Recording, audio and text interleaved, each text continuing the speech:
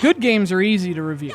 Bad games are even easier. It's the ones in the middle. Those are the tricky ones. Because they don't do anything well enough to be notable, but they don't do anything bad enough to freak out over. They don't give you anything to talk about, you know? They just sort of exist.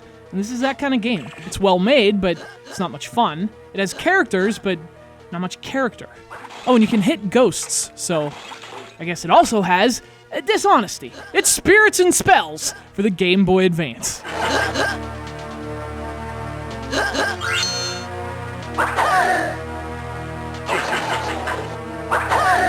So this game was originally released back in 2002 in Europe, where it's called Castleween, like Halloween and Castle combined into one word.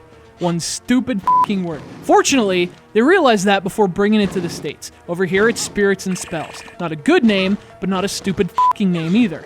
Which is fitting, because the game itself occupies the same kind of ground. The same boring, decisively middle ground.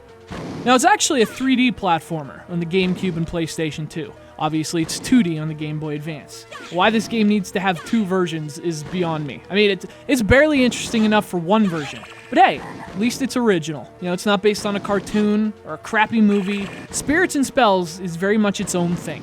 And again, to its credit, it is a well-made thing.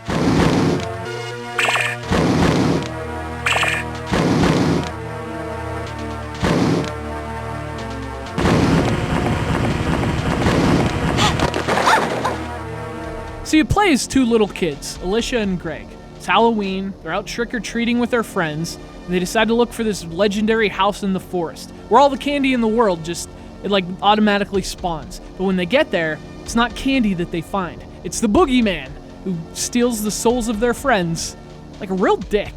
So Alicia and Greg, still in their costumes, head off to save them. Their Halloween is ruined. I would have cut my losses. So things seem pretty cool at first. I mean, it plays both characters, Donkey Kong Country style, and each one has their own abilities. There's actually some decent platforming, and more than anything else, the game looks good. I mean, speaking of Donkey Kong, Spirits and Spells has the same kind of pre-rendered graphics, so it has a similar look. Now, obviously, the art's not as memorable, and the soundtrack's limited, but Spirits and Spells is a pretty game in its own right. But see, that's all part of the illusion. That's one of the spells. This game looks a lot better than it is.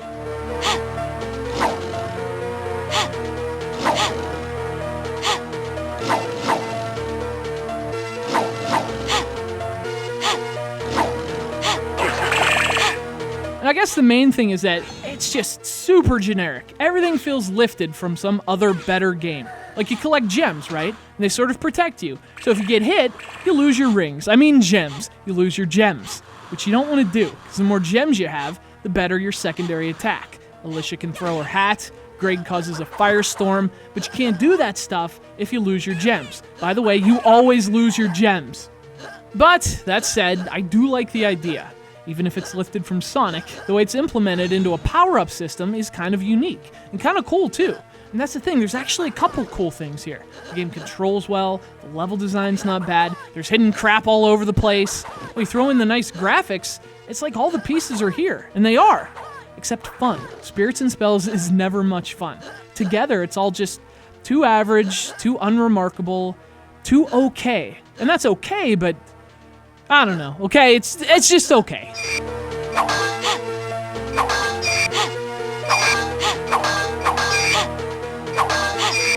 And to be honest, I mean, there's just not much to say about this thing. If it were great, I'd have more to say, but it's not.